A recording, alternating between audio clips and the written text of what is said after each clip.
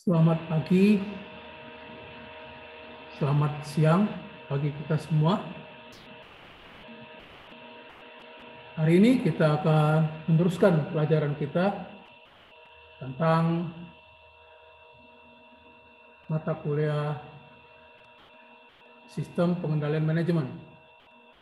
Setelah beberapa waktu yang silam, sudah mempelajari mengenai pusat-pusat pertanggungjawaban, maka hari ini kita akan belajar mengenai salah satu dari pusat pertanggungjawaban tersebut, yakni pusat laba. Sekedar refreshing bahwa pusat pertanggungjawaban itu ada 4. Selain pusat laba, ada pusat pertanggungjawaban yang lain seperti pusat investasi, pusat biaya, dan pusat laba. Pusat biaya, pusat laba, pusat pendapatan, pusat investasi. Baik, kita akan fokus hari ini mengenai pelajaran tentang pusat laba. Sebelum kita melanjutkan materi, maka ada baiknya kita melakukan pretest terlebih dahulu. Di sini saya menyampaikan ada 9 bahan, 9 nomor untuk pretest yang mestinya hanya dijawab dengan benar dan salah. Jadi dengan cepat adik-adik semua membaca soal ini dan coba secara cepat untuk menetapkan apakah pernyataan ini benar atau pernyataan ini adalah salah. Nanti kita akan bahas di bab terakhir, di halaman terakhir, di kesempatan terakhir. Yang pertama, pernyataannya, kondisi dalam mendelegasikan pusat laba adalah bahwa manajer mesti memiliki akses ke informasi yang relevan. Apakah benar atau salah, Anda tinggal buat B kalau benar, S kalau salah. Yang kedua, sistem sentralisasi adalah ciri sebuah pusat laba. Begitu juga Anda katakan B atau S. Dalam sebuah pusat laba, manajemen kantor pusat sering terlibat atau sangat terlibat dalam setiap keputusan. Yang keempat, sebuah pusat laba dapat menjadi tempat pelatihan bagi calon manajer puncak. Yang kelima, jika diterapkan konsep pusat laba, maka antar manajer pusat laba akan terjadi saling berkompetisi. Yang keenam, dibentuknya pusat laba menjamin tercapainya laba perusahaan secara keseluruhan menjadi optimal. Yang ketujuh, kinerja manajer pusat laba dapat diukur melalui pencapaian laba bersih. Yang kedelapan, divisionalisasi pasti berdampak pada peningkatan biaya. Yang kesembilan, salah satu contoh pusat laba adalah kantor cabang. Baik, saya berikan sedikit waktu untuk Anda untuk dengan segera menentukan apakah pernyataan ini benar atau salah. Silakan, nanti kita akan bahas pada bagian akhir.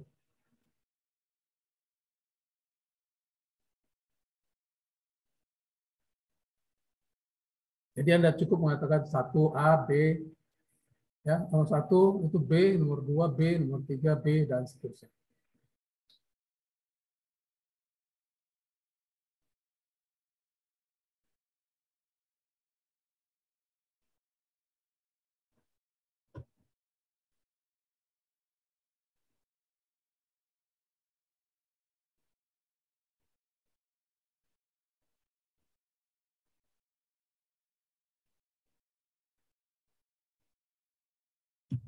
Baik, kita teruskan.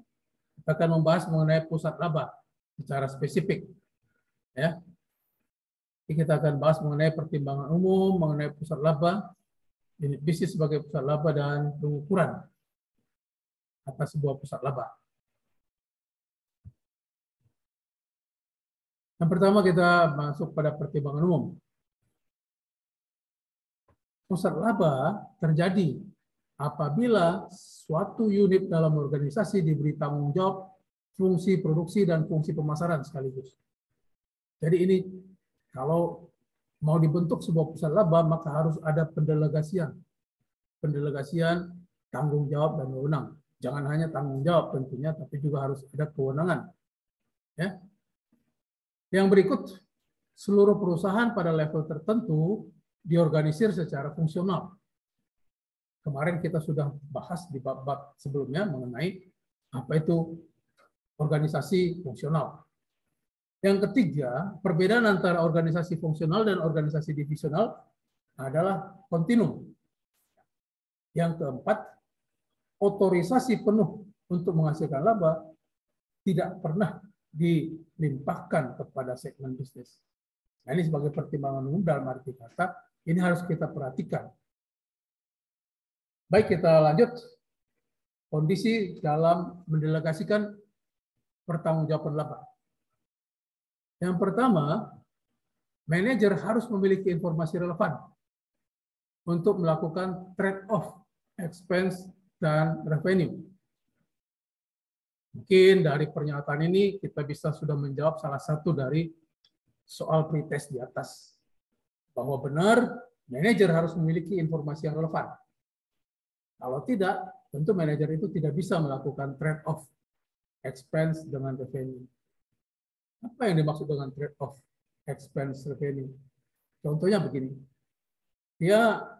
Perusahaan itu membeli bahan baku dari PT dari satu tempat.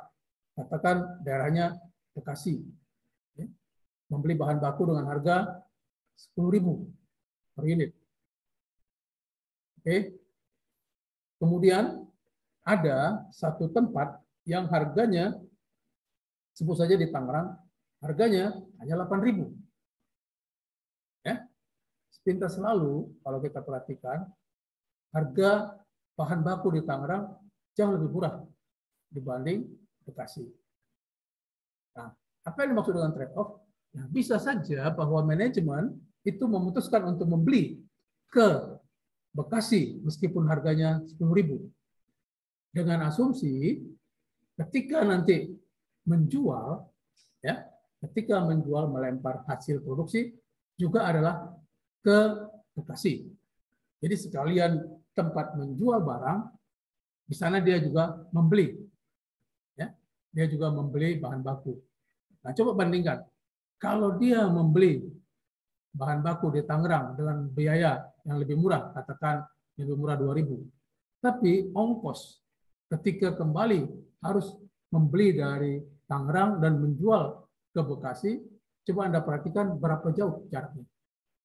Ya, begitu. Untuk lebih jelasnya, misalkan begini, ya, dia berkantor di Jakarta, sebut saja di Jakarta Pusat. Ya. Nah, dia menjual barangnya ke Bekasi, ya, jual barang ke Bekasi. Tentukan saja harganya X rupiah. Katakan saja harganya 20.000 rupiah per unit. Ya. Nah, coba Anda bayangkan, kalau dia menjual barang ke Bekasi, kemudian dari Jakarta harus mengambil lagi bahan baku dari Tangerang, itu sudah jauh lebih mahal ongkosnya dibanding dia pergi sekali saja ke Bekasi, sekalian menjual barang, dan pulang dengan membawa barang. Nah, pulang dengan membawa bahan mentah. Nah, itu semacam trade-off. Ya. Trade-off expense revenue. Jadi manajer harus mempunyai informasi tersebut. Ya. Kalau tidak, tentu dia tidak bisa untuk memaksimalkan laba. Ya. Karena tadi dikatakan sebuah pusat laba itu harus, ya, mempunyai informasi. Dengan demikian, coba perhatikan, ya, karena pusat laba, manajernya itu harus, ya, harus dituntut untuk mendatangkan laba yang besar. Nah, untuk mendapatkan laba yang besar, tentu dia harus melakukan trade-off, ya, antara expense dengan revenue. Yang kedua, harus ada cara untuk mengukur efektivitas manajer dalam melakukan keputusan trade-off tersebut. Ya, jadi keputusan yang efektif tentang trade-off itu harus bisa dipertanggungjawabkan. praktek pusat laba di sini disampaikan lebih dari 90% perusahaan-perusahaan di Amerika itu mempunyai pusat laba atau unit bisnisnya disebutkan sebagai pusat laba. Nah, kantor cabang itu adalah contoh pusat laba, ya. Nah, hotel dan fast food merupakan contoh pusat laba, ya. Nah, ini sudah bisa menjawab pertanyaan salah satu dari pretest tadi. Ya, kalau saya tidak salah nomor 9, ya, bahwa kantor cabang itu adalah salah contoh dari sebuah pusat laba. Baik, kita teruskan. Keputusan operasional, manfaat, kita bicara mengenai manfaat dari pusat laba. Manfaat dari pusat laba, yang pertama bahwa keputusan operasional dapat dipercepat. Apa maksudnya ini? Ya, artinya bahwa dengan dijadikannya sebuah unit bisnis menjadi pusat laba, maka keputusan operasional itu dapat dengan cepat diambil oleh manajer. Mengapa? Karena dia harus bergerak cepat, sigap untuk menentukan apakah aktivitas itu, apakah keputusan itu benar atau salah. Yang kedua, kualitas keputusan menjadi dapat diperbaiki. Setiap orang yang tidak pernah melakukan keputusan, maka kualitas keputusannya rendah. Karena manajer pusat laba sudah terbiasa dengan mengambil keputusan, maka sudah pasti keputusan yang diambil akan semakin baik dari hari ke hari. Yang berikut, beban manajemen kantor pusat dapat dikurangi. Ya, karena manajer pusat laba harus bertanggung jawab atas beban yang terjadi di pusat laba tersebut. Yang berikut, kesadaran laba dapat ditingkatkan. Mengapa? Karena manajer pusat laba tadi harus bertanggung jawab untuk mendatangkan laba yang optimal. Ya. Yang berikutnya, pengukuran kinerja dapat diperluas. Berikut, manajer didorong untuk berimajinasi, ya, dan berinisiasi. Nah, dia harus bisa melakukan terobosan, ya. Dia harus melakukan terobosan dalam rangka trade-off tadi. Ya. Manajer harus melakukan trade-off. Dia harus bisa berimajinasi, mencari peluang-peluang, ya, untuk bisa mendatangkan laba. Yang berikut, bahwa pusat laba dapat dipakai sebagai dasar pelatihan bagi manajer. Nah, tadi ada soal, ya. Ini dikatakan bahwa sebuah pusat laba dapat dipakai sebagai dasar pelatihan bagi calon. Ya, jadi biasanya calon-calon manajer puncak itu biasanya sudah melewati, ya, pusat laba. Artinya dia sudah pernah, ya, menjadi manajer di pusat laba. Biasanya seperti begitu, meskipun ada yang nggak biasa tentunya. Ya. Yang berikut dapat digunakan sebagai tempat para spesialis. Ya. Jadi kalau pusat laba itu tempatnya para pakar yang khusus, ya, spesialis. Ya. Artinya apa? Kalau memang bidangnya di situ, maka dia akan menjadi unggul, ya, dalam pusat laba itu. Pusat laba menyediakan manajemen puncak dengan informasi tentang profitabilitas. Ini konsekuensi, ya, dari sebuah pusat laba, bahwa manajemen puncak, ya, manajemen puncak artinya, ya, manajer di kantor pusat itu akan tersedia informasi, disediakan informasi mengenai pusat laba tersebut. Misalnya begini, kalau saya sebagai pimpinan pusat laba X, ya, bisnis X itu adalah pusat laba, maka saya harus menyiapkan informasi tentang profit saya kepada manajer kantor pusat. Nah, last but not least itu meningkatkan kinerja kompetitif. Tadi ada contoh soal, ya, di pretest, ya, bahwa pusat laba, dengan adanya pusat laba dapat meningkatkan kinerja kompetitif. Ya.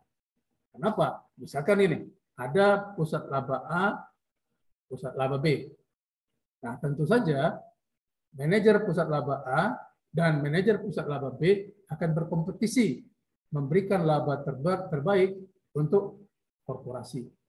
Sehingga laba korporasi menjadi meningkat. Gitu.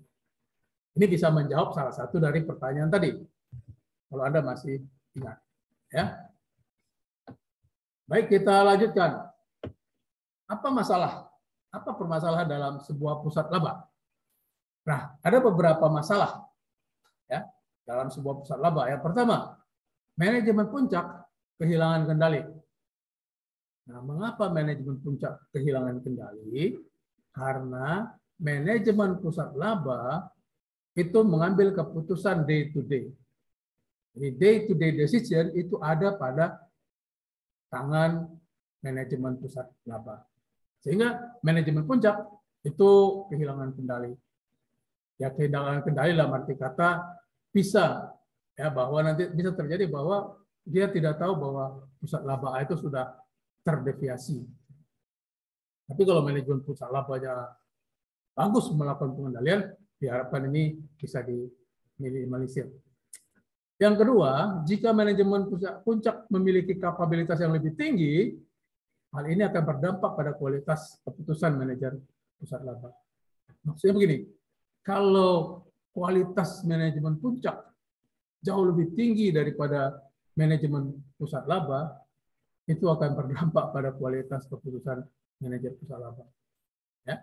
Kenapa? Karena manajemen puncak itu lebih ahli, lebih jago daripada manajer pusat laba tersebut. Paham ya? Jadi manajemen puncak sepertinya itu CEO, ya, CEO-nya. Jadi kalau CEO-nya lebih jago, lebih pintar, kapabilitasnya lebih baik daripada manajemen pusat laba, ya. Jadi di sini ada CEO, beberapa situ ada unit-unit bisnis yang sebagai pusat laba, maka CEO ini bisa memantau lebih jago kualitas keputusannya dibanding manajemen pusat laba tersebut. Ini akan berdampak, ya. Mungkin manajemen pusat labanya akan minder nanti. Yang berikutnya dapat terjadi persaingan antar unit. Ini permasalahan, ya. Jadi misalkan sebuah entitas, dalam sebuah entitas ada 4 pusat laba. Ada 4 pusat laba. Pusat laba A, B, C, D. Karena masing-masing prestasi dari manajemen itu dilihat dari besaran labanya, maka besar kemungkinan terjadi persaingan manajer pusat laba A dengan manajer pusat laba B dan seterusnya. Tentu saja ini berkaitan dengan yang berikutnya. Ya, ada peningkatan friksi. Ya, ada peningkatan friksi. Ya, gesekan itu tentu karena adanya kedekatan, ya. Tidak mungkin friksi itu karena jauh. Ya. Yang berikut, penekanan pada profitabilitas jangka pendek. Ya. Menekankan pada profitabilitas jangka pendek. Artinya gini, masing-masing pusat laba tadi, katakan ABCD, itu berorientasi pada bagaimana mencapai laba. Bagaimana mencapai laba tahun ini. Bagaimana laba tahun ini lebih besar daripada laba tahun lalu. Bagaimana supaya laba tahun depan lebih besar daripada laba tahun sekarang. Orientasi manajemennya hanya ke situ, jangka pendek. Tidak memikirkan bagaimana supaya laba 10 tahun lagi meningkat. Nah, itu jeleknya. Ya. Itu jeleknya, salah satu kejelekan dari sebuah pusat laba. Orientasinya jangka pendek. Yang berikut, tidak ada jaminan bahwa optimalisasi pusat laba akan berdampak pada optimalisasi laba perusahaan secara keseluruhan. Ini ada tadi ya pertanyaannya. Ya. Jadi di sini nyatakan bahwa misalkan tadi ada pusat labanya 4. Ya. Pusat laba A menghasilkan profit yang tinggi. Pusat laba B menghasilkan profit yang tinggi. Itu tidak ada jaminan bahwa A, B tinggi, A besar, B besar juga, tapi bisa saja berdampak pada C menurun atau D juga menurun. Ya. Mengapa? Karena mungkin saja A menjadi lebih banyak labanya karena dia mengambil porsi dari C atau D. Sehingga ini terjawab tadi ya, ada pertanyaan bahwa tidak ada jaminan terjadi optimalisasi laba perusahaan dalam sebuah pusat laba. Ya. Yang berikut, terjadi penambahan biaya. Mengapa terjadi penambahan biaya? Karena Membuat sebuah pusat laba itu berarti apa? Divisionalisasi. Divisionalisasi, mau tidak mau, suka tidak suka, pasti berdampak pada meningkatnya biaya. Jelas ya? Contoh singkat saja, misalnya kita mau membuat cabang, kantor cabang di Bandung, nah, tentu menambah biaya. Ya. Bagaimanapun juga, sentralisasi itu membuat biaya semakin hemat. Tapi kalau desentralisasi, ya, pelimpahan hak ke bawahan, apalagi menentukan pusat laba di suatu tempat, maka suka tidak suka akan terjadi penambahan biaya. Kita lanjut. Ya. Kita lanjut dengan beberapa kendala dalam hal pusat laba. Ada constraint. Ya. Ada constraint, constraint itu ada dari business unit. Ya, business unit authority. Ada constraint dari other business unit. Ada constraint dari manajer korporasi. Ya. Apa maksudnya constraint dari business unit authority? Ya. Misalnya kita mau membuat nih keputusan produk apa yang mau kita buat, produk apa yang mau kita jual. Ya. Nah ini tentu sangat terkait dengan otoritas yang lebih tinggi. Ya. Artinya manajer pusat laba tidak punya hak, ya, atau mempunyai kendala dalam menentukan produknya apa.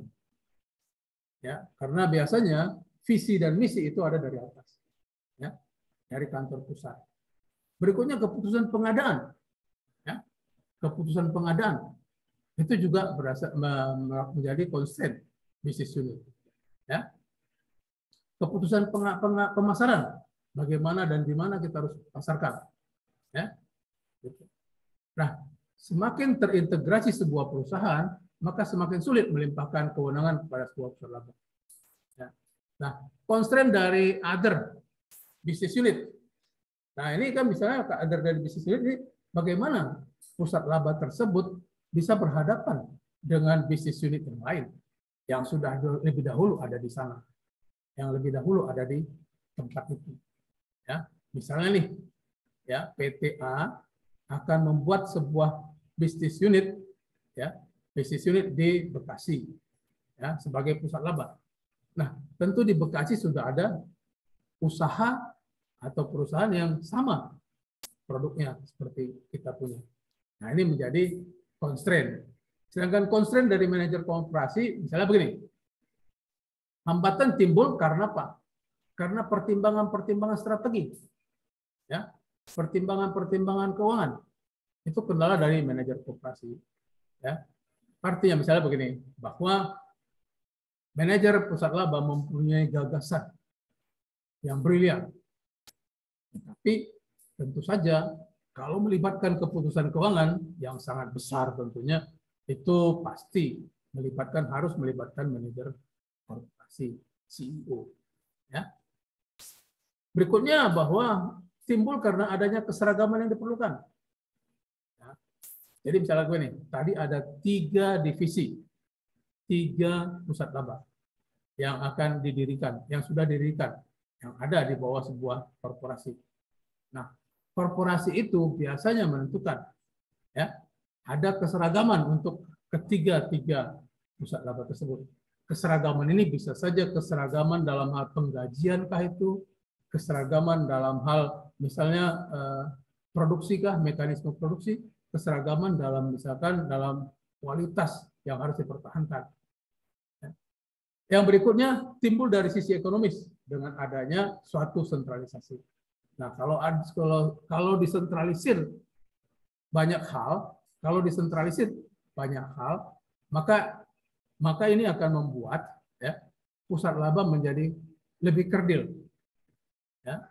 Karena apa? Karena dia tidak bisa dengan leluasa menentukan, berkreasi, berimajinasi, dan menetapkan trade-off yang paling bagus. Karena ada kendala dari manajer korporasi. Ambil contoh sederhana, misalkan saja, ya, ambil contoh saja biar kita lebih gampang untuk memahaminya. Misalkan saja, ya, oleh keputusan sebuah unit bisnis unit, ya, manajer bisnis unit maka mereka ingin melakukan suatu terobosan, ya, terobosan. Nah, terobosan ini ternyata tidak sesuai dengan kebijakan manajer korporasi. Nah, kenapa? Karena manajer korporasi mau menyeragamkan kebijakan-kebijakan. Karena kalau kebijakan tidak diseragamkan juga akan menimbulkan masalah bagi manajer korporasi. Nah, itu kendala-kendala ya dalam hal adanya pusat laba. Ya. Jadi ada constraint dari bisnis unit, ada constraint dari bisnis unit yang lain, ada constraint dari manajemen puncak. Baik, next kita lanjut dengan pengukuran profitabilitas. Kinerja manajemen atau manajemen performance itu bisa dijadikan pengukuran profitabilitas. Ya. Pengukuran profitabilitas yang lain bisa kita lakukan dengan economic performance.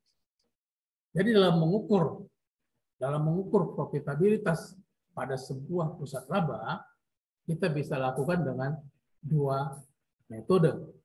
Pertama, kita melihat dari manajemen performance-nya, yang kedua economic performance-nya. Nah, perbedaannya di mana nih? Ya. Nah, kalau kita bicara manajemen performance, maka yang dilihat adalah bagaimana manajemen melakukan perencanaan, bagaimana manajemen menetapkan koordinasi, bagaimana pengendalian aktivitas sehari-hari dari pusat laba tersebut, sehingga memberikan motivasi. Tapi kalau kinerja ekonomik yang dipakai, maka pengukuran itu berfokus kepada berapa laba yang dicapai. Nah, kalau gampangnya begini. Kalau manajemen performance yang menjadi pengukuran profitabilitas, maka yang dilihat adalah bagaimana cara memperoleh laba, bagaimana cara mendapatkan profit. Bagaimana tahap-tahapannya, prosesnya bagaimana, sehingga dimulai dari dinilai perencanaannya, dinilai pelaksananya, dinilai pengendaliannya. Tapi kalau fokusnya adalah kinerja ekonomik, maka perhatikan yang dijadikan pusat perhatian adalah berapa laba yang diperoleh. Ya.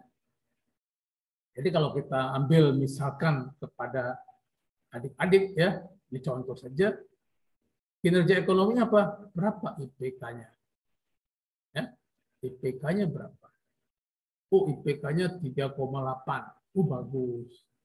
Tapi kalau bicara mengenai bagaimana kinerja manajemennya, itu bagaimana dia bisa mendapatkan 3,8? Benar nggak dia belajar setiap hari? Benar nggak dia kuliah setiap hari? Benar nggak dia menyelesaikan tugas-tugas? Atau 3,8 itu diambil atau dia peroleh melalui apa? Shortcut, ya, jalan pintas, begitu. Hingga muncul 3,8. Ya. Begitu kira-kira. Nah, kalau mau dibuat yang lain sih, boleh-boleh saja Anda membuat contoh-contoh yang lain, ya. Membedakan antara kinerja manajemen dengan kinerja ekonomi ini. Oke. Bisa banyak contohnya, tentunya. Tapi intinya, kalau kinerja ekonomi itu kepada hasil, sedangkan kinerja manajemen kepada proses. Bagaimana proses yang dilalui? Langkahnya benar nggak? Ya kan? Begitu. Ya. Kan bisa saja orang sekarang, apalagi saat sekarang ini, ya, tiba-tiba perusahaannya atau entitas itu punya laba besar. Ya. Nyatanya apa? Nyatanya dia tukang timbun minyak. Ya. Sehingga labanya besar sekali.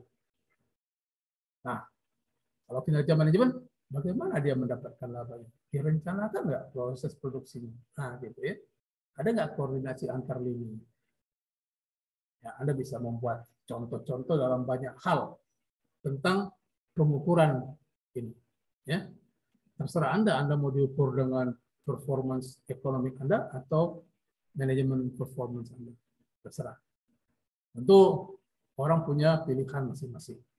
Ya.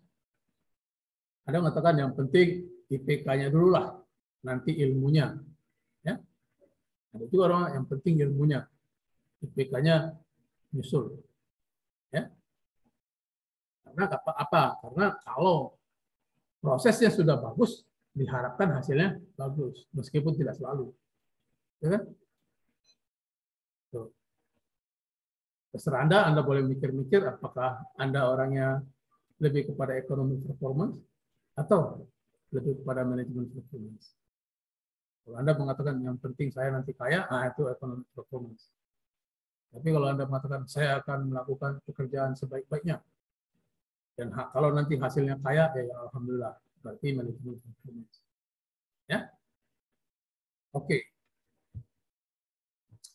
Kita lanjut ya. Ada dua jenis pengukuran profitabilitas ya. Ini yang tadi ya, pengukuran kinerja dan kinerja ekonomis. Ya. Jadi sekali lagi, bagaimana hasil kerja, ya, bagaimana hasil proses kerja, ya, itu adalah manajemen performance. Dan bagaimana kinerja ekonomis, itu berarti bicara mengenai laba entitas. Berapa besar laba yang dia dapatkan. Berikut kita bicara mengenai beberapa jenis ukuran kinerja. Ini kalau nanti Anda baca di dalam buku tentunya ada. Ya. Yang pertama, kontribusi margin. Yang kedua, direct profit. Ya. Kontribusi margin itu sering kita temukan ya, sales per unit dikurang variable cost per unit, maka ketemu kontribusi margin per unit. Direct profit, ya, nanti direct profit itu kontribusi margin dikurang fixed cost. Controllable profit, laba yang terkontrol. Income before taxes, dan yang terakhir net income. Nah, maksudnya apapun yang Anda pilih, silakan. Ya, Anda boleh menentukan ukuran kinerja dari net income, boleh. Atau Anda mau kontribusi margin, silakan. Ya. Sepanjang pengukuran itu senantiasa Anda lakukan secara konsisten. Jangan pula tahun ini dengan kontribusi margin, besok Anda lakukan dengan net income. Ya. Pendapatan bersih. Itu kalau net income itu kan sudah total ya, income dari mana-mana saja. Ya, kalau kontribusi margin kan tidak, itu jelas dari penjualan. Mari kita lihat satu demi satu ukuran kinerja ini. Ya. Yang pertama kita bicara mengenai kontribusi margin. Ya. Tadi saya sudah katakan kontribusi margin itu menghitungnya ya, penjualan dikurang biaya variabel.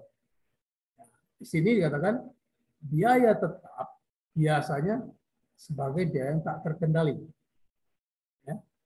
Biaya tak terkendali. Mengapa disebut biaya tak terkendali? Karena apa? Tidak ada kegiatan, biaya ini tetap muncul. Sehingga dia tidak bisa dikendalikan.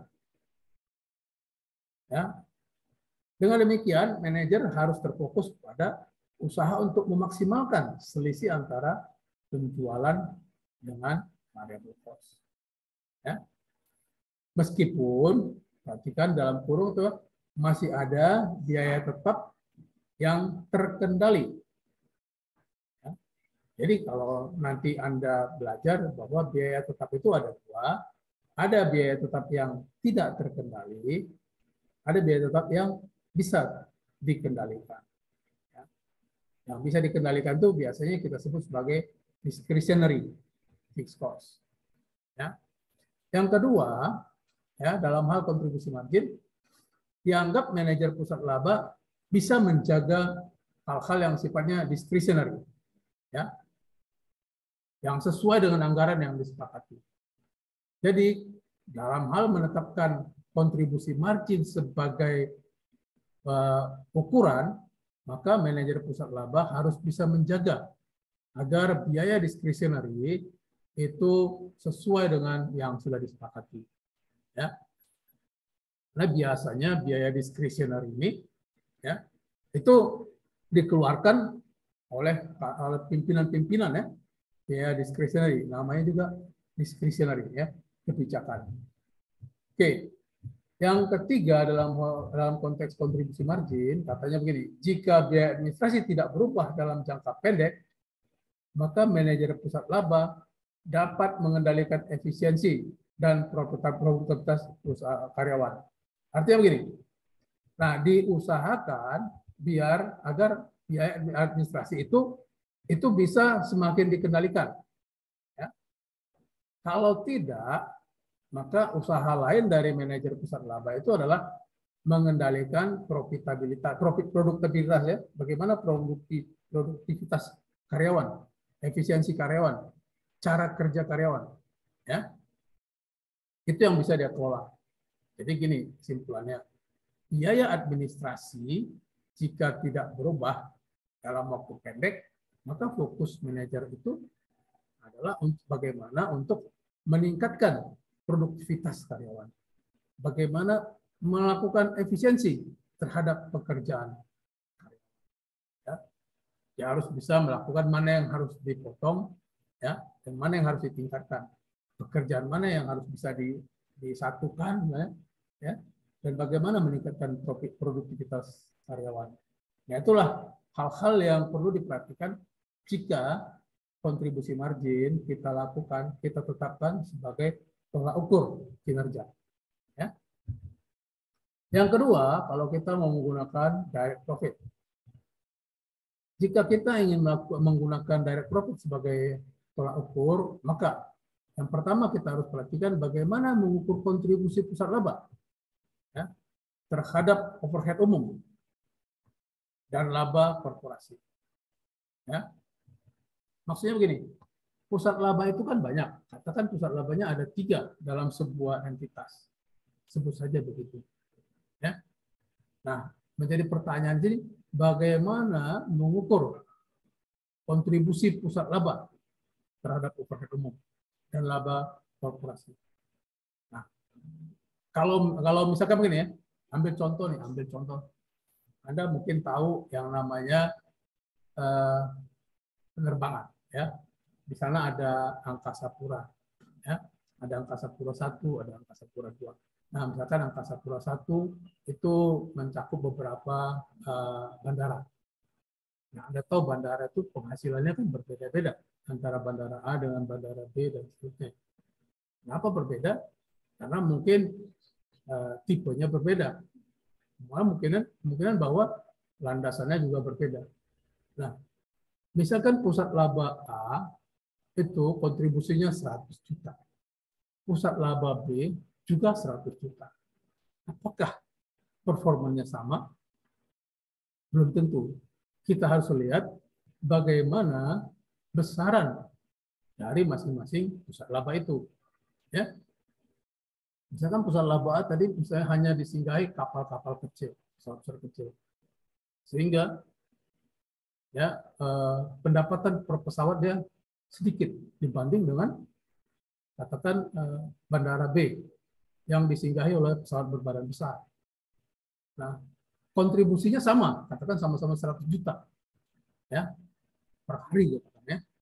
Mana yang lebih bagus? Mungkin saja bahwa ya pusat laba A itu lebih jelek daripada pusat laba B. Kenapa? Kalau pusat laba B dapat 100, mestinya pusat laba A dapat 200. Kenapa? Karena besarannya berbeda. Nah, kita harus bisa mengukur bagaimana kontribusi pusat laba terhadap overhead umum dan laba korporasi. Ya. Saya ambil contoh lagi biar Anda bisa lebih bagus ya untuk perhatian. Nah, di setiap Angkasa Pura itu nanti ya ada nanti di bandara-bandara itu ada ATC, ya, Air Traffic Control. Ya. Nah, Air Traffic Control itu nanti cost-nya dibebani kepada masing-masing bandara. Padahal bandara itu kelasnya beda-beda. Nah, ini juga ada kontribusi mengenai pendapatan bisa berbeda, ya. Sedangkan bebannya sama dibebankan kepada masing-masing bandara. Nah, mudah-mudahan Anda bisa mengikutinya. Kalau nggak bisa, nanti kita bisa konsultasi, komunikasi, bertanya dalam bentuk yang langsung. Yang selanjutnya mengenai direct profit. Bagaimana memasukkan seluruh laba yang terjadi pada pusat laba? Jadi bagaimana usaha supaya seluruh laba yang terjadi pada pusat laba itu ditambahkan, ya, tanpa mengindahkan terkendali tidaknya biaya tersebut. Ya, sekali lagi nih, kalau kita bicara mengenai direct profit, itu maka kesukarannya adalah bagaimana menghitung laba yang terjadi pada pusat laba itu. Laba dari pusat laba X itu berapa? Ya, tanpa mengindahkan adanya biaya terkendali, ya, atau biaya itu tidak terkendali. Jadi total biaya. Yang berikut kelemahan utama dari metode ini adalah tidak mengakui manfaat motivasi pembebanan biaya dari kantor pusat. Ya. Nah, kantor pusat itu mengalokasikan biaya kepada masing-masing kantor cabang sebagai pusat laba. Ya. Saya ambil misalkan PT X itu mempunyai kantor cabang 3. Kantor cabang adalah pusat laba, ya. PT X itu mempunyai kantor cabang 3. Ya, kantor pusatnya sebut saja di Jakarta. Ya. Nah, Jakarta membebani masing-masing kantor pusat atau kantor cabang, ya, kantor cabang tersebut dengan biaya. Ya. Nah, biayanya yang dilakukan oleh kantor pusat itu kadang-kadang itu tidak proporsional dengan kemampuan kantor cabang, ya, sebagai pusat laba. Mungkin alokasi biaya itu hanya berdasarkan luas wilayah. Ambil contoh, ya, kantor cabangnya 1 sebut saja di Sumedang, 1 sebut saja di Bandung, 1 sebut saja di Tangerang. Nah, mengalokasikan biayanya oleh kantor pusat bisa saja itu karena apa? Nah, karena ini Bandung ini lebih banyak penghasilan, ya, maka beban biaya lebih besar kepada Bandung. Ya. Padahal kenyataannya Bandung itu kecil atau sedikit pendapatannya. Jadi motivasi pembebanan ini itu perlu diperhatikan, ya. Karena inilah kelemahan utama, ya. Artinya gini, sesungguhnya laba dari pusat laba X itu tinggi sebelum dikurangi, ya, pendapatannya tinggi. Tapi karena diberikan beban yang kurang proporsional oleh kantor pusat, maka kinerjanya kecil. Kenapa? Direct profitnya rendah. Gitu. Ya, direct profitnya kecil. Oke nih, ini sebagai kelemahan utama, ya, tidak mengakui manfaat dari pembebanan biaya dari kantor pusat. Padahal bisa saja makin besar biaya yang dibebankan oleh kantor pusat itu memberi manfaat bagi kantor cabang. Contoh, ketika kantor pusat memberikan fasilitas, ya, fasilitas komputer, fasilitas teknologi kepada kantor cabang A, barangkali itu bisa mendorong bahwa direct profit dari pusat laba A itu atau kantor cabang A itu menjadi lebih tinggi dibanding kantor cabang lain. Ya. Jadi perlu diperhatikan bagaimana, ya, pembebanan biaya oleh kantor pusat.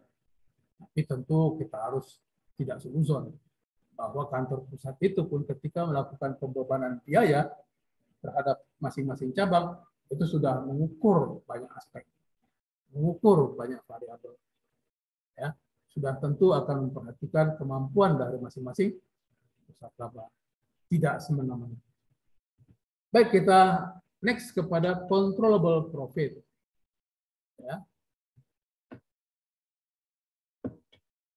Nah, kalau kita bicara mengenai profit yang controllable, ya, maka kita harus hati-hati. Kenapa? Karena bagaimanapun juga biaya itu harus kita bagi, ya. Ada biaya terkendali, ada biaya tak terkendali. Apa itu biaya terkendali? Biaya terkendali artinya biaya-biaya sepengetahuan, ya, di bawah kekuasaan dari manajer pusat laba tersebut. Yang tak terkendali apa? Manajer mendapat biaya dari kantor pusat. Ya. Ambil contoh, bahwa misalkan kantor cabang A sudah bagus proporsi karyawannya, ya, sebut saja begitu. Proporsi karyawan terhadap pekerjaan sudah bagus. Tetapi kantor pusat mengirimkan tenaga baru, akan mengirimkan 5 tambahan tenaga, ya, gitu. Yang akibatnya ini menjadi biaya bagi pusat laba tersebut. Kenapa? Yang mestinya nggak usah, itu sudah bisa tanpa orang itu sudah bisa dikerjakan, ya. Atau misalnya begini, selama ini manajer pusat laba A itu mengendalikan biaya sebesar 100 juta per bulan. Sebut saja biaya listrik.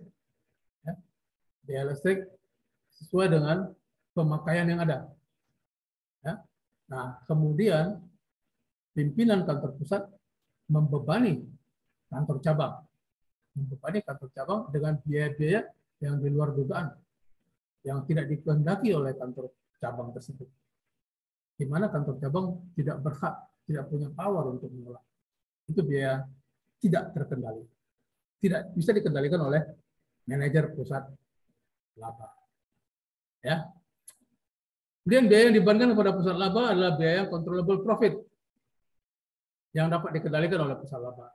Nah, diharapkan kalau kita mau pakai controllable profit sebagai tolak ukur, maka ini ya, bahwa biaya-biaya yang terjadi di pusat laba itu mestinya adalah controllable semua, dapat dikendalikan semua. Ya. Tidak ada biaya yang tak terkendali. Itu maksudnya. Padahal ya, kenyataannya biaya tak terkendali selalu muncul. Ya. Yang ketiga, laba terkendali tidak dapat dibandingkan dengan data duplikasi dari perusahaan lain yang sejenis. Ya. Maksudnya begini, controllable profit yang diperoleh oleh pusat laba A tidak bisa diperbandingkan apple to apple dengan controllable profit yang diperoleh oleh divisi lain. Kenapa? Karena masing-masing punya karakteristik. Ya.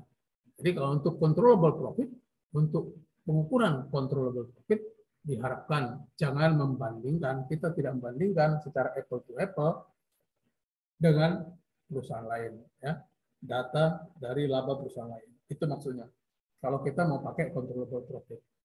Jadi simpulannya kalau Anda mau menggunakan controllable profit sebagai tolak ukur, maka beban-beban yang ada pada pusat laba itu semuanya harus merupakan biaya yang dapat dikendalikan oleh pusat biaya tersebut. Jelas ya? Nah, biaya-biaya yang tak terkendali itu mestinya dikeluarkan. Jelas. Baik. Next, setelah controllable profit, kita dapat income before tax. Ya. Nah, bagaimana kalau kita mau mengukur kinerja melalui besaran income before tax, pendapatan sebelum pengenaan pajak? Nah, ini harus diperhitungkan. Pertama, bahwa seluruh overhead perusahaan dibebankan ke pusat laba. Ya, ini berat nih. Kalau overhead itu dibebankan semuanya ke pusat laba, itu maka pusat laba akan mengalami ya, laba yang semakin kecil ya, sebelum dikenakan pajak. Labanya sudah kecil. Jadi overhead itu harus diperhatikan ya. Kalau bisa overhead dari kantor pusat itu pembebanannya ya proporsional ya. Proporsional, kemudian profesional.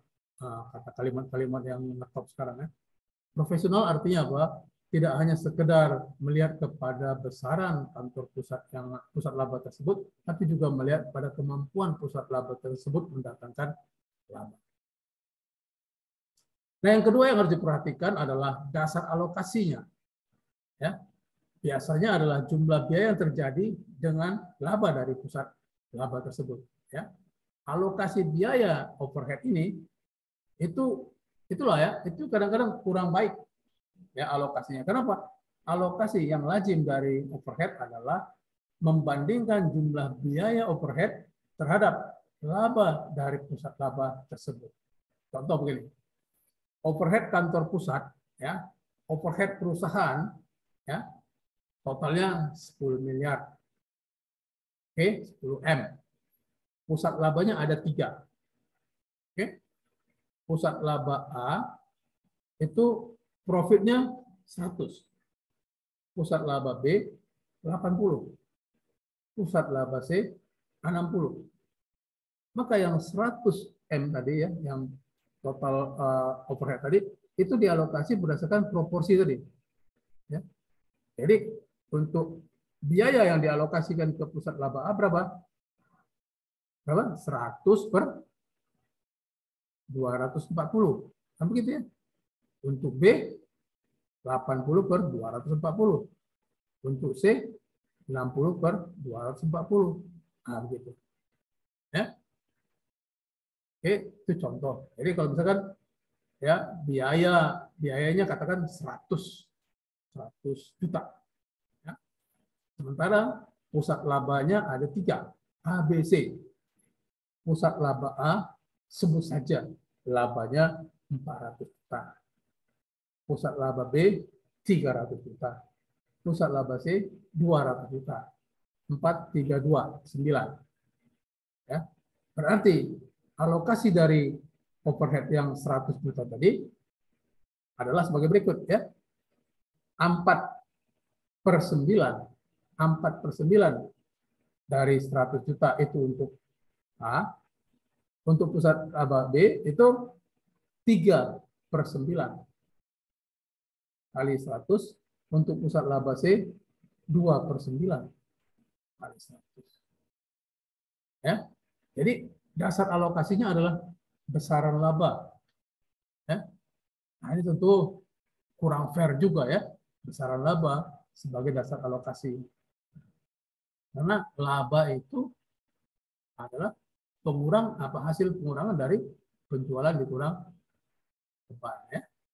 Nah, kalau gitu kalau pusat laba ya dari pusat laba A labanya lebih tinggi, nah dia akan dialokasikan biaya yang lebih besar.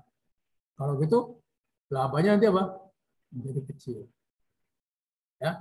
Nah, ada argumentasi untuk tidak menerima income before tax sebagai dasar untuk pengukuran kinerja. Ya. Ini ya argumentasi yang mereka tidak suka untuk menerapkan income before tax sebagai pengukuran kinerja. Yang pertama katanya gini, biaya controllable profit itu biaya keuangan, biaya akuntansi, SDM itu merupakan biaya tidak terkendali oleh pusat laba. Jadi banyaknya biaya-biaya yang tidak terkendali itu pasti merusak income-nya. Ya.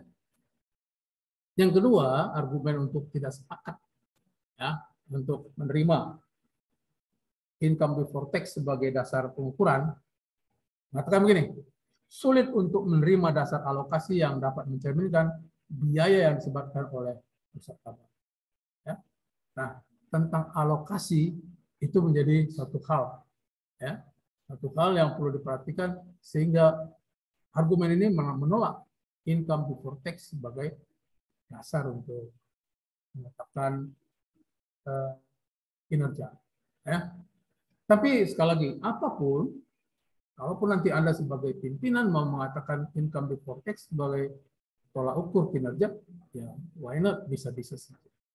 Anda mengatakan bahwa controllable profit sebagai tolak ukur, why not? Ya. Kalau Anda mengatakan kontribusi margin sebagai tolak ukur, bisa juga. Tidak ada masalah, sepanjang itu konsisten. Ya. Konsisten untuk dilakukan. Nah, tentu yang terakhir adalah net income ya. Nanti income before tax tentu dikurangi dengan tax. Ya. Nah, ini yang paling lazim sih, net income sebagai tolak ukur. Tapi tentu saja ada yang tidak setuju ya. Tuh, kita mau lihat apa yang dasar orang tidak setuju ini. Ya. Nah, yang pertama yang tidak setuju ini mengatakan ini persentase pajak kan selalu sama. Ya. Gitu. Sehingga tidak ada manfaatnya. Kecuali kalau pusat labanya ada di luar negeri. Kalau pusat laba ada di luar negeri, tentu saja ada perbedaan ya persentase pajak atas net income-nya. Gitu. Berikutnya, bahwa keputusan yang terkait dengan pajak biasanya dilakukan oleh kantor pusat. Nah, ini ya. Jadi biasanya kantor pusat itu mengalokasikan ya kemana atau di mana laba yang mesti besar.